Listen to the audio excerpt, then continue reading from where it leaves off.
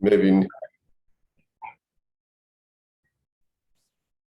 Yeah, I gotta type them up, print them up. Friday at 6. I don't know the one in Northern. I'll have to find out, right? Yeah, and I did get some invitations.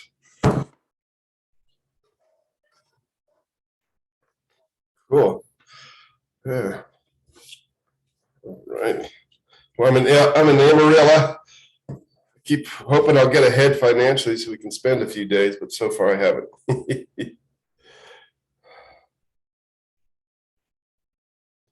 I have a lot of job. Yeah. So I have to be patient. Got to make those decisions now too. About where I want to work for my first couple of years and how much time I want to spend on other people's businesses, right? Hey, Frank, another Frank and James discuss the meaning of life.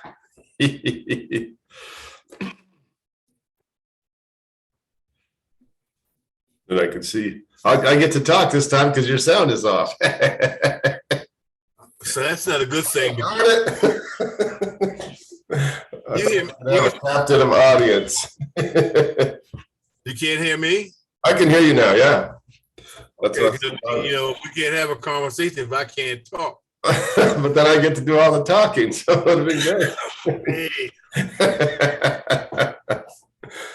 you have a lot of skills. A lot of skills that I don't even have. You have a lot of skills that I can't even spell. And vice versa. Okay, I could spell anything, or I could. I'm old. But the talking skill, I might just be able to talk you. What I'm saying might not really add up to much, but I can string a few words together. How you doing? Happy Mother's Day to you. Happy Mother's Day. I gotta remind the boys while we're doing that. Oh yeah. And I just called my sister about her birthday. Her birthday's today? Yep. Which sister? Veronica. See, I don't know, Veronica. I don't even think. Jamie. I think she was in New York when you were here in town. Okay, Jamie. Okay. I remember. Yeah. So what are we talking about today, my friend? Wow, so many things I was going to talk about. One thing is back to the positive thinking, the butterfly effect around positive thinking, and I'm dealing with there's this whole thing that faux positivity will get you nowhere. And I was talking to Sparky, and she's like, "Yeah, this awards assembly, and they gave the wrong people the awards, and I don't want to think that's positive." I'm like, yeah, no, that's not the way I think of positivity. Is what's one good thing that teacher did, focus on that, and don't neglect to mention, right, the things that aren't working. But what we tend to do is have so whenever people are scared, we really go into dualistic or binary thinking, on off, right? So if the school system isn't perfect in this case, then it's horrible. Or if we haven't completely fixed racism, then we're completely racist. And so there's a lot of that going on in the public right now. It's a human issue, but right now it's up for everybody. And so thinking about, no, I'm not saying that you got to think it was great that the 4 white teachers got the top 4 awards at Santa Fe Public Schools. I'm thinking that what's one good thing going on in the Santa Fe Public Schools? What's one good thing each of those teachers did? And put the majority of your time to growing that instead of growing. So, and what happens, I think, is we end up growing the negative by focusing on it in an unhealthy way. And this person I'm working with, they're like, "Oh yeah, we're going to have an economic collapse, and the supply chain is going to fall apart, and we're all going to have AK-47s." And I'm like, "So you're doing your one 8 billionth share in making sure that's going to happen, because you're not giving any room for something else to happen, right? So that's what I think I want to talk about to start with on this Mother's Day, where mothers aren't perfect, but we honor the fact that we have mothers, right? Well, it's interesting you say that, unless you say on the purpose that we have mothers. The reason why I was laughing, because none of us would even exist if we didn't have mothers. So that's like the most important part of this whole Right. life. Yeah. And so if we're going to focus on the positive, and I guess oh yeah, I know exactly where I want to go with this. All right. Positive. We have mothers. We are here because our mothers did not abort us, because like the abortion possibly being overruled is an interesting scenario. And prior to this Roe v. Wade thing, people went to back alleys and little places, unsterile places. So thank God that our parents, for whatever reason, even though they had the option back then, decided to have us. So focusing on the positive, we nothing's perfect, Jaime. Yep. And so we can't expect our mothers to be perfect. And especially on a day like today, just it's so much easier to choose whether you want to focus on the positive or the negative in any situation. So, right. Yeah. So even though because you and I talk about our mothers and our relationships are different in a lot of ways, but the bottom line, our mothers chose to have us, and we were able to come to our mothers that 9 months of carrying us and them protecting us, changing our diapers, feeding us, teaching us to walk, to talk. And so whatever happened after that, they did, for all intents and purposes, they did their job. Well, yeah, it's funny. If you're alive, your mom wasn't as bad as you think. If you have a horrible, evil mom, if you're alive, start there. And there's that doesn't mean you have to have a relationship with them. It means that you got through that first little period somehow. Yeah. And my mother always said, when it's kind of we talk about mothers in and of itself, but my mother always said when the abortion conversation or debates were, this was probably in the 70s, 80s, and she would always say, well, God will always get his people through. And we think about a lot of people throughout history that have grown up in the most negative environment. Right. And they became heads of states in some cases, or heads of corporations, or successful people. They've had a successful life. They were able to overcome that. And I think that's one of the most beautiful things about, again, staying focused on the positive, because if you get focused on the negative, then that's where your life's going to go. If you focus on positive, being happy, love, even though I was thinking earlier today about several situations, and this, you can't help but be thinking about the abortion, but I think about the young lady, I think about 3 years ago, who broke out of a house up, I think it might have been Pennsylvania, where this man had held her for years, and she had a baby by this man and had a couple other people there, but she broke out in her attitude, almost like within days of getting out of there, how it just changed again to something positive, and not allowing that situation to dictate the rest of her life. So we all have choices. And right. So how do we get there? Yeah. And it is funny because I talk about the binary thinking, and this hat that I have on, I got from the anti-bullying people in Santa Fe. I'm like, only positive vibes only. I think there's a place for negative vibes sometimes.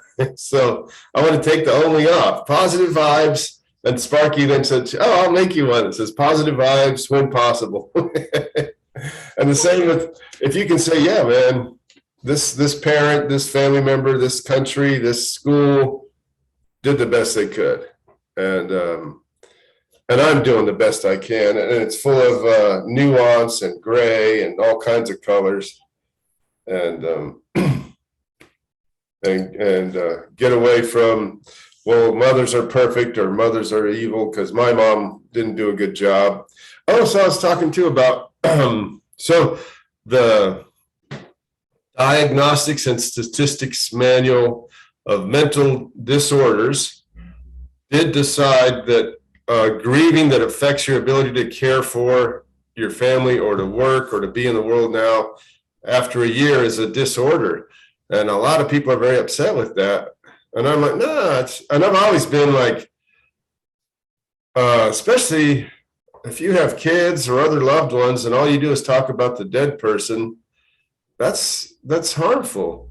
And I was talking with my friend about, and she was like, yeah, I'm still not functional sometimes because of my grandmother dying when I was an infant. I'm like, yeah, yeah, and what happens though is, oh, you're a bad person if you're still grieving over your lost child. And I'm like, well, no, man, it's just like for me, the part, and I don't know why. So I have a tendency to get stubborn and overly focus on one thing in my life. It's called perseverance in psychology. And I'm like, no, it's good sometimes, and it's bad sometimes. And I don't think, oh, I'm a bad person because I have this tendency to hyper focus.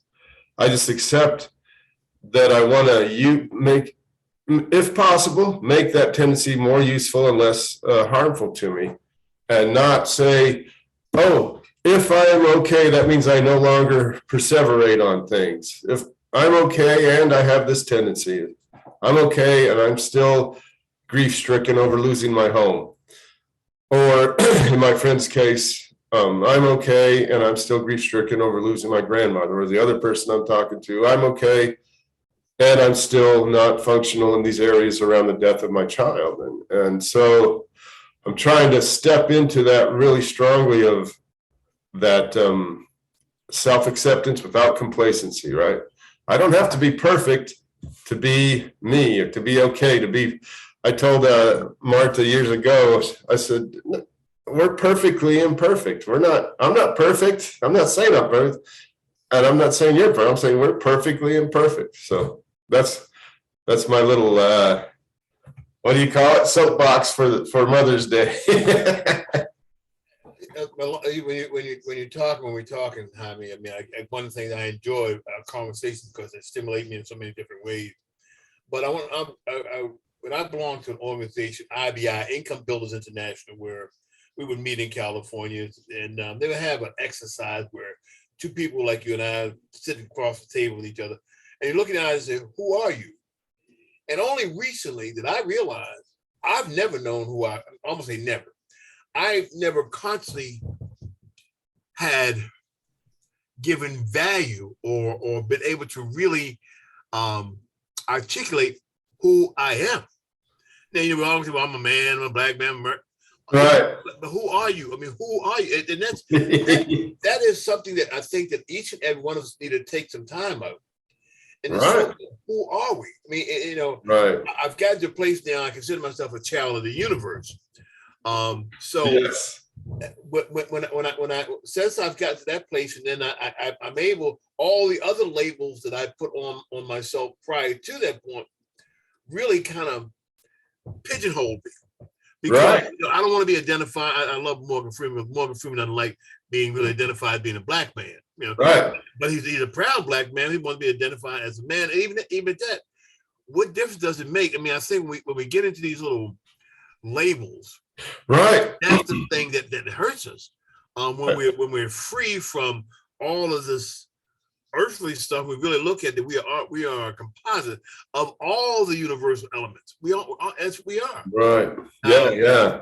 I'm in one of my meditations recently, and I realized that if I truly believe that I'm a child of the universe, that means I've always existed since the beginning of time, and I always will exist.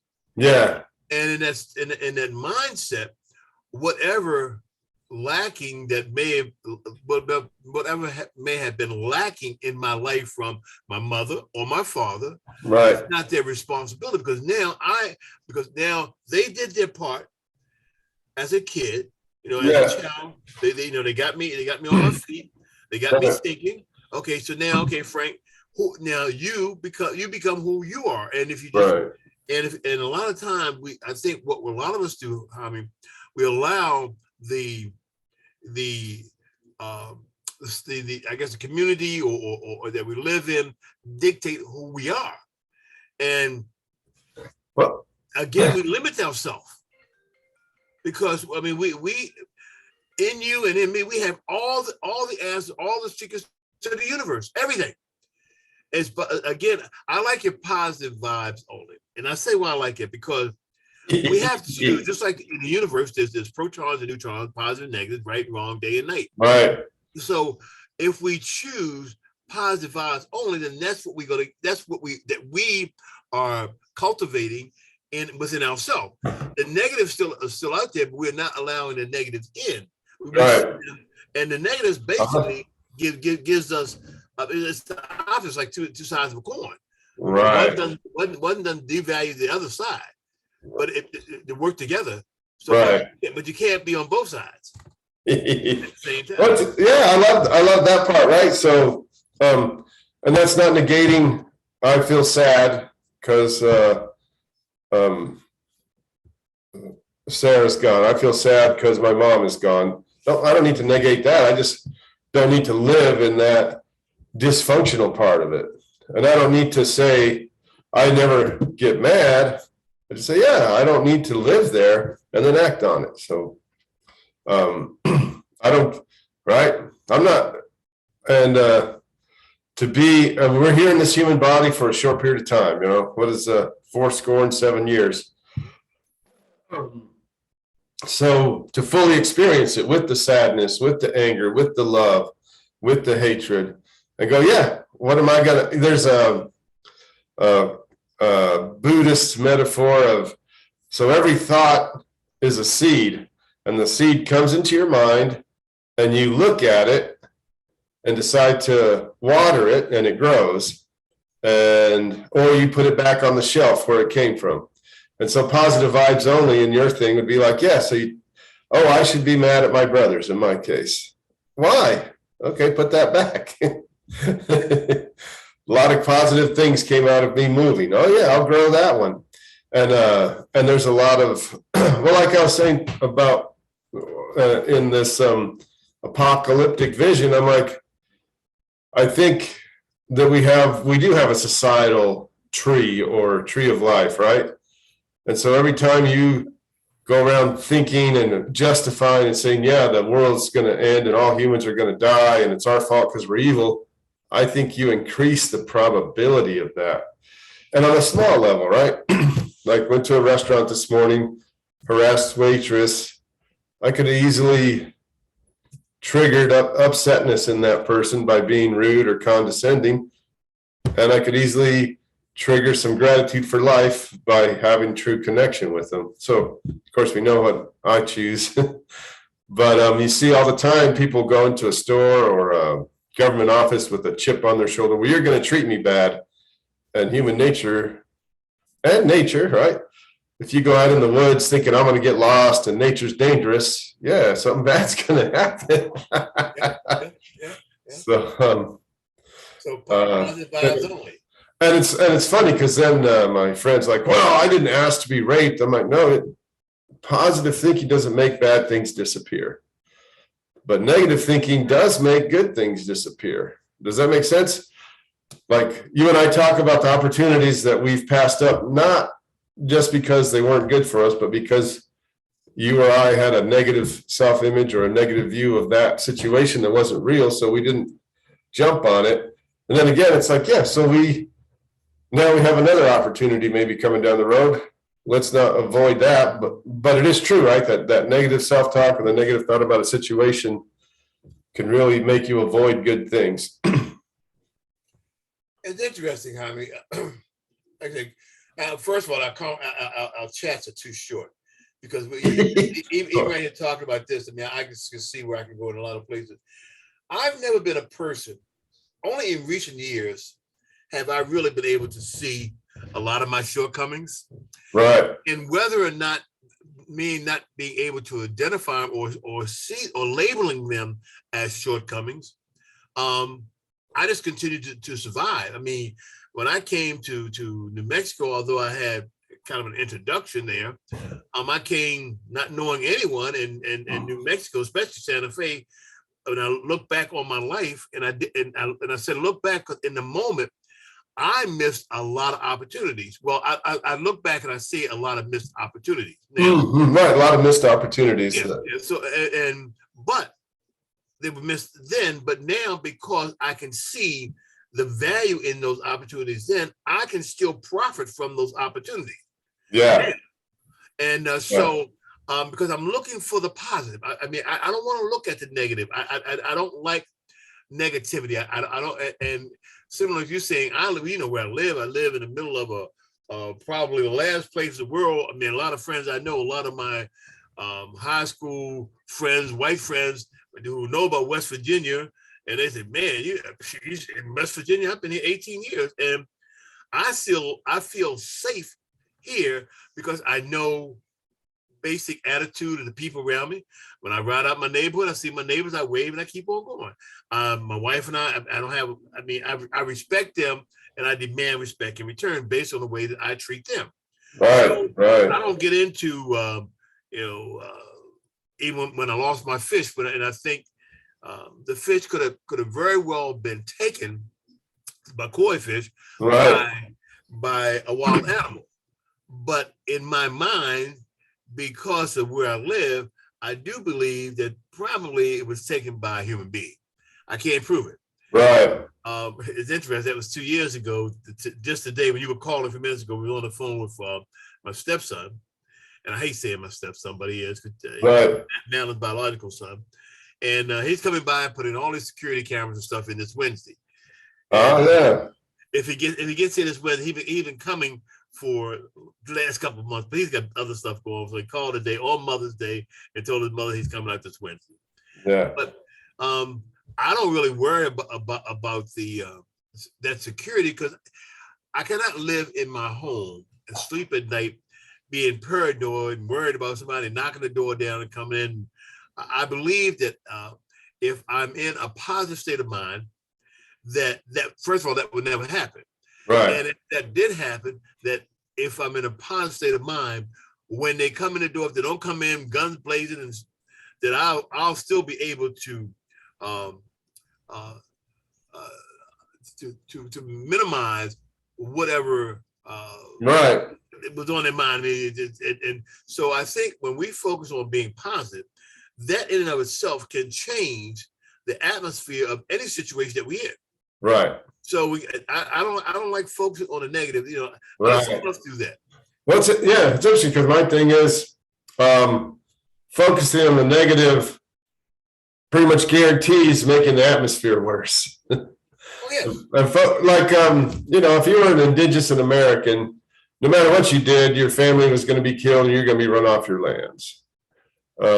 So that maybe not every, right? If you have very abusive parents that molest you, nothing you could have done can change that. So I don't know. I don't want to say we're all powerful in that, right? I know a lot of people that were molested by their parents. And then when you have Mother's Day, you're like, well, if they don't want to celebrate their parent, that's probably best. However, the negative attitude is separate from recognizing those, right? The genocide does happen. And for me, the minuscule things that you and I do about positive thinking every day, maybe reduce that by right now 1/8 billionth, right? And if we just focus, like these people I know, on everything's bad, then they're doing their minuscule part to make things worse. And it's like trying to explain to them, no, I'm not saying that you can prevent anything bad from happening to yourself. I'm saying that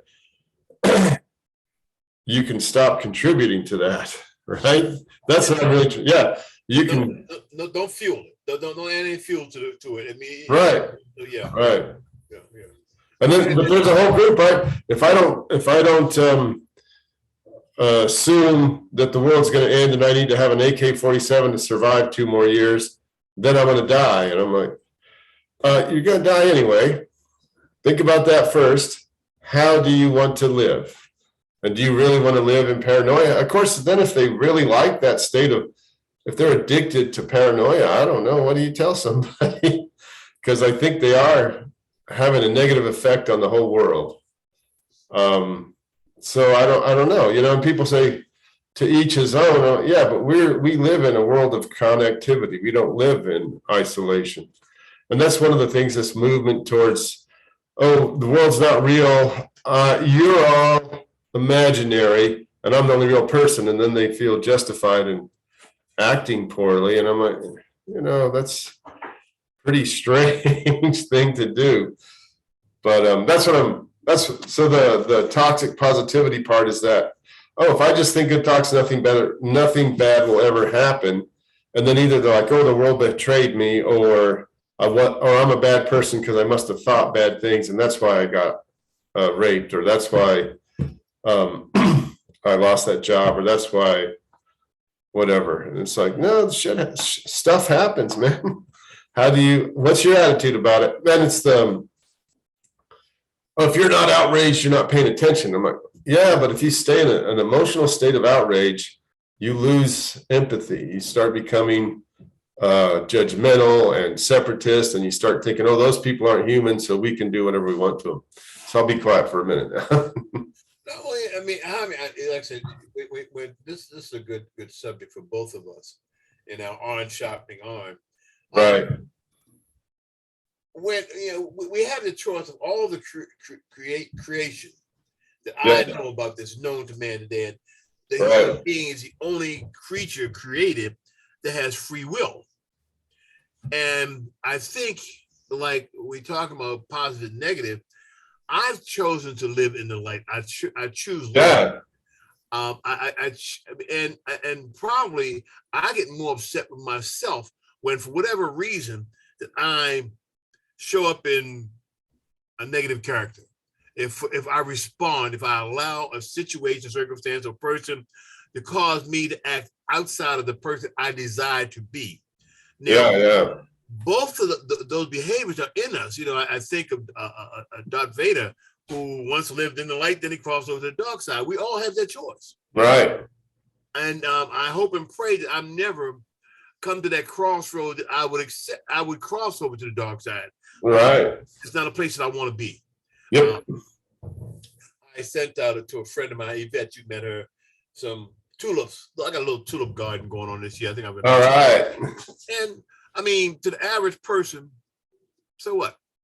Well, to me, first of all, planting those bulbs and then watch them grow.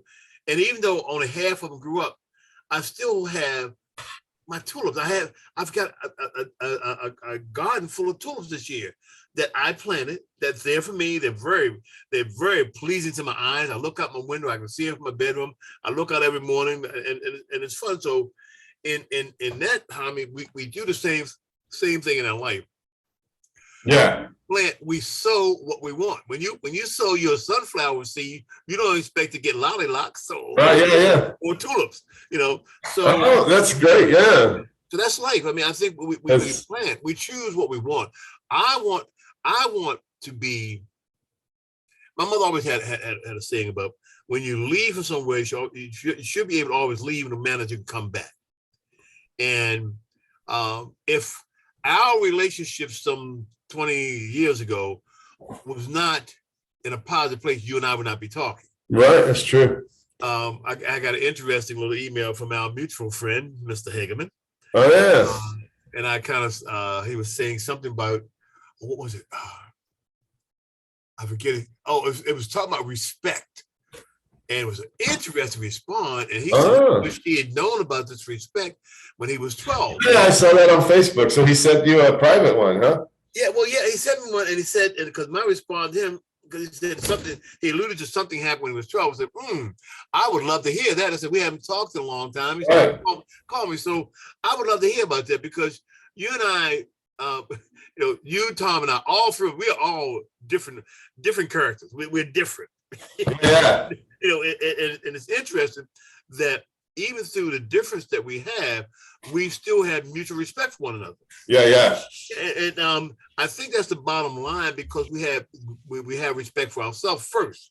Yep. And so in that place, we have respect for ourselves first. We don't allow people, and I love that respect, because I was thinking about you and the conversation we had a year or two ago about a friend of yours who said something to you was disrespectful, but it's a little bit of friend. Yep. And that statement in and of itself caused you to say, "Hey, look, thanks, but no thanks. You go your way, I go my way. Right. If we're gonna be friends, friends don't do that. They don't disrespect one another." And Right. yeah, so That's funny. I didn't think of it that way, but yeah, it's like, hey, you know, yeah. yeah, It's just sometimes, Jaime, I think again that innate knowledge that we have, the innate ability that we know when something's not right. We may not be able to put our finger on it right. and specific that, but That's a fascinating issue with psychology, right? So the people I work with through malfeasance, mostly on the part of it's their parents mostly, but it's priests, coaches, teachers as well, trusted people in authority telling them you're wrong, right? When they know something's not right. And then they grow up and they never, most people that have that too harsh, never get back to knowing, to being allowed to feel that. And there was a whole article I read by this guy, and he's all, why you should never trust your gut. And he was totally right about the effect, but he was wrong about the cause. The reason, especially in a society that's very sexist, women shouldn't trust their gut is because from the moment they were conceived, they were told your opinion, your reality doesn't count. So you get to be 30 years old and you spent 31 years being told your reality doesn't count. Your gut doesn't know what to do. The truth is, if you can get back to that original, it's funny, our neighbor was being abused like 3 years old, and he escaped and got outside, and mom was saying, get back in here, your stepdad loves you. And he's like, well, then why is he hitting me? And we knew, I'm laughing, but it was like, yeah, out of the mouths of babes. He's like, nah, I can tell he don't love me because he's hitting me. Yeah. And so you end up real screwed up when it's your mom saying, get back here and be abused. So that's a fascinating thing about, I think, and I had my interesting childhood, but I think you and I were in an environment where when we trusted our gut, we got rewarded by those trusted caretakers, right? Mom, dad, coach, whoever was there at that first years, and then the later, betrayals give you a little pause, but that's an interesting thing, huh? Yeah, and having, like I said, for me, again, along this line of thinking recently, and I don't know how rare it is, but I kind of summed up my thinking that I've probably rare because I was not abused. I may have gotten one or two more spankings that I needed, but not to the point I never felt abused or right. It's just, and even sexually, I kind of like to probably learn a little bit more about sexuality early on in life. But then I see the downsides of that too, because most of my friends who were early sexually active in the community, most of them lives are not the lives or the reputation is not part of my history I would want to have there. So right, even in my ignorance, I look back, okay, great. So I didn't learn, and I didn't follow all the guys in the neighborhood with their drinking and their sexual activity. Right. And when I started learning about it, I was a little awkward for a while, but then I think about animals when they first come into the world, they kind of on their legs, trying to get their legs under. So, right. But we find our way, Jaime. We find our way, and we choose a lot of it. Right. We can choose to be mad at everybody because everybody abused me. I'm black and an American. So there's no need to step up to the plate and swing the bat. And or you can step up to the bat and say, I'll hit a home run. Right. Yeah. I think of Colin Powell, as I said that, I think Colin Powell was like a C student. And look at the legacy he left behind. And there's so many people, Thomas Edison and Alexander Graham Bell, so many of these people if you compare them to some of the other peers at the time, they were doomed to fail or not to be successful. And yet, against all odds, they became very, very successful. And the most beautiful part about it, even like right now, this new little company that I have, and it kind of comes up, and I see it in front of my face, the apple pie. And here I am, 74 years of age, and I think of right. What was the woman's name? Oh, okay. Oh, the lady who painted, but she got old. Grandma Moses. Who? I think it was Grandma Moses. Uh-huh. I think that's what it was, something like. But I mean, it's like the most beautiful thing about Jaime, about especially here in this country, we're in the world.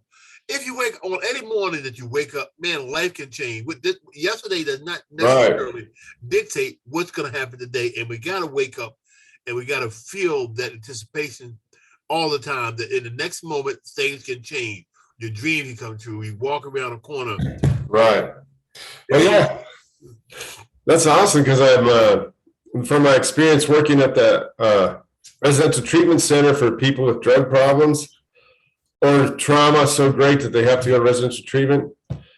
The most of the lower level employees there are what do you call it? Graduates of such programs. And here they are, they were on the street or kicked out by their family and everything. And here they are being functional humans with homes and families. And it's like, yeah, giving up hope maybe is the ultimate failure. And again, and the kind of thing about, well, you could be president. Like, well, no, tell somebody, if you act as if you're going to be president, your life is going to be better than if you act as if you're going to be a failure. Now, if you want to be the best janitor you can be, that's great.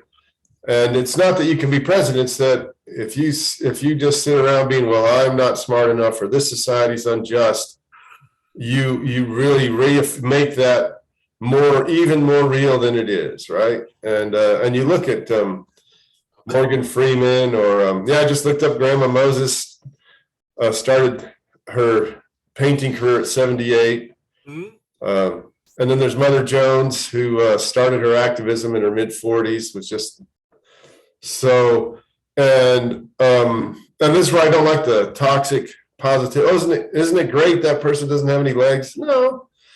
But what are you going to do? Are you going to sit there every morning and whine because you don't have legs? Or are you going to try to figure out what can I do? And it's for me the same with having an interesting childhood. It's like if I'm in an emotional wheelchair, I'm going to be the best emotional wheelchair driver I can be. not pretend I'm not an emotional wheelchair, but not go around, well, because my mom was inconsistent, I get to be, or I am, to say, yeah, here I am. I have scar tissue in those areas, and I deal with it. And it was cool because talking with my friend about the grandma thing, she said, well, I have a problem with that. Well, yeah, and you do your best. I'm not saying because there's this, the DSM said there's it's considered a disorder if you're still non-functional a year after a loved one's death. Well, no, they're not. Don't take it as that. Say, yeah, what's not working for you? You can't go to work. You can't care for your kids. You can't care for your wife or husband or parent. That's dysfunctional. Can you do those things while you're still grief-stricken? And like for me, it really broke my heart when my family ran me off that property, and it did cause friction with my wife, and was probably the reason we got divorced. And I just got back up as soon as I could, working, being with my kids, being the best ex I can be, and all that, without having to pretend I'm not still heartbroken. And it's funny when you say depart the way you want a relationship to continue, and the way we departed, I'm like, no, I don't need to be around those people anymore. And my sister, well, their feelings are hurt. And I'm like, wow, their feelings are hurt.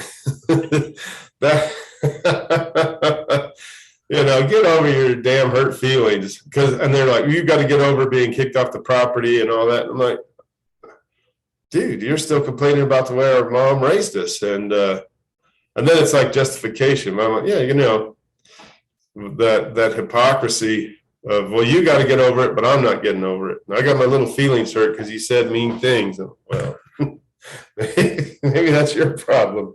While you were talking and you were talking about the emotional wheelchair. Yeah. In my high school class, this is a young lady, her name was Johnny Erickson. And right after graduation, I went to the Marine Corps, went boot camp, went to Marine Corps, wound up going to Vietnam. So we graduated in May, June, and I think was May, June, July. She was diving into some water on a Chesapeake Bay and broke her neck. Right out of high school. She was one of the top athletes in our class, and I say I was one of the top boys athletes in my class, but she broke her neck. And I'm sure there's probably people who have success who've been equally as successful as she has been, or more successful. But this young lady has been all over the world in her wheelchair. She paints and writes with a paintbrush, and I'm a good artist. And you live in an artist community, brother. Her work is as great as any artist you can see. I mean, and she does this all with and she taught herself how to do this because it's a paraplegic. And interesting enough, when I got back from Vietnam, whenever I was probably at the bottom, they really down in the valley, be it in a mall. I'm in the mall one day. Here she comes out in a wheelchair with, I'm sure, her parents, and with a smile on her face. She's very positive. Done movies about her success. She has a ministry called Johnny and Friends. I think she's still doing it, but she's probably one of the most successful people out of the class. And very easily, I mean, she was planning on going off to college and everything, and it would have been very easy when she broke her neck to just give up. Yep. Yeah. And so it's just, she's been very instrumental to me, but I'm gonna go back a little bit. We were talking earlier. I mean, you and I, and I'm saying all the people on the planet has always been, we are as different as one grain of sand is to the other. Right. And to me, that the structure of that particular grain of sand is just beauty. I can look at mine and say, oh, I'm much prettier than you. Well, I mean, if none of us are the same, how can you be any prettier than I? But why don't you just value me as I value you? You're a grain of sand. We all are cosmic dust. Yeah, yeah. On the planet, and basically all have the exact same thing. Each one, food, shelter, clothes. We just want to survive, and that's bottom line. Just want to survive. Yep. And does my survival mean that I have to stop you? I mean, we go back to this Ukrainian war. Yeah. Man, I mean, it's like. Again, I'm not that up on all the history. I didn't realize that Ukraine was one of the leading world food producers till you mentioned it, but I'm hearing a lot of it in the media now. Yeah. But even still, that being said, why do you want to? Mother said you don't cut off your nose to spite your face. If they're producing food I mean, why not set up good commerce? Why not set up good communication? Why do you have to own and dictate how they do what they do? Yep. Whoever's in charge is the country's still gonna do what it does. If the country number one resource is ground, is fertile ground, it's still gonna be. So why can't you? It just doesn't make sense. I don't understand it. I don't understand the greed, and I think I just don't. You don't. You and I don't understand it. Yeah. And the people that are greedy don't understand us. So why aren't you greedy? I don't know. I actually wonder about. That's a great existential question. Well, I got to get on the road to Santa Fe. I'm in Amarillo right now, so that's a good thing to end on. What makes us what we are? I don't know. Well, I think it's choice, like I said. So don't change your hat. You can get another hat. Positive vibes only. Let's stay in that positive place. You and I. We have to stay there, honey, because if we go into that negative place, man, then we may see a part of ourselves that we really don't want. And we know a lot of negative stuff is there. It's there. It's just yeah, it is there. And for me, it's like, why feed that? Acknowledge it. Exactly. Go feed it. Exactly. So positive vibes only. All right. Love you, brother. I love you too, man.